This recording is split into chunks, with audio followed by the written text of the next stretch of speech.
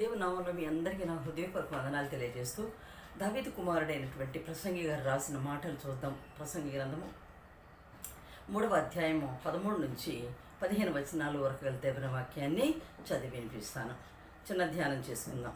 మరియు ప్రతివాడు అన్నపాత్మలు పుచ్చుకొనుచు తన కష్టార్జితము వలన సుఖమును అనుభవించుట దేవుడిచ్చు బహుమానమే అని తెలుసుకుంటుంది.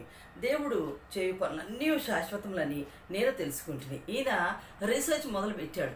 అసలు ఈ లోకంలో ఏముంది, ఈ లోకం ఎంత శాశ్వతమైంది, ఈ లోకంలో చేసే పనులు ఎలాంటివి అని ఈయన ప్రత్యేకించి దాన్ని కనుగొనాలి అని ఒక రీసెర్చ్ మొదలుపెట్టాడు.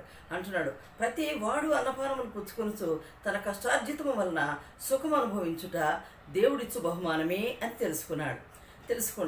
దేవుడు చేయి పనులన్నీ శాశ్వతములని నేను తెలుసుకుంటుని. దానికి ఏది చేర్చబడదు, దాని నుండి ఏది తీసివేయబడదు. దేవునికి స్తోత్రం కలుగును గాక. దేవుడు చేయు పనులన్నీ కూడా శాశ్వతమైనవి అని ఇతను తెలుసుకున్నాడు. ఎవరో ప్రసంగి గారు తెలుసుకున్నాడు. దావీదు కుమారుడైన ప్రసంగి గారు తెలుసుకున్నాడు. దానికి ఏమీ చేర్చడానికి లేదు, దాని నుండి ఏది తీసివేయబడడానికి కూడా లేదు. దేవునికి స్తోత్రం.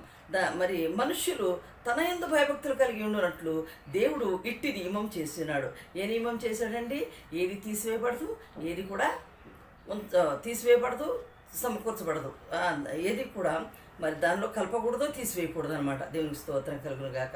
ఎందుకు చేశాడు దేవుడు ఈ పని అంటే మనుషులు తన యందు భయభక్తులు కలిగి ఉండాలని దేవుడు ఇట్టి నియమము చేస్తున్నాడు. ముందు జరిగినదే ఇప్పుడును జరుగును, జరగబోవునది పూర్వం ముందు జరిగినదే. చూడండి, జరుగునది ఇప్పుడు జరుగును. చూడండి, ముందు కాలంలో జరిగినవే ఇప్పుడు కూడా జరుగుతున్నాయి, జరగబోయేవి కూడా పూర్వం ముందు జరిగినవే అంటాడు. జరిగిపోయిన దాన్ని దేవుడు మరలా రప్పించును. దేవా దేవునికి స్తోత్రం కలుగును గాక. ఆమేన్.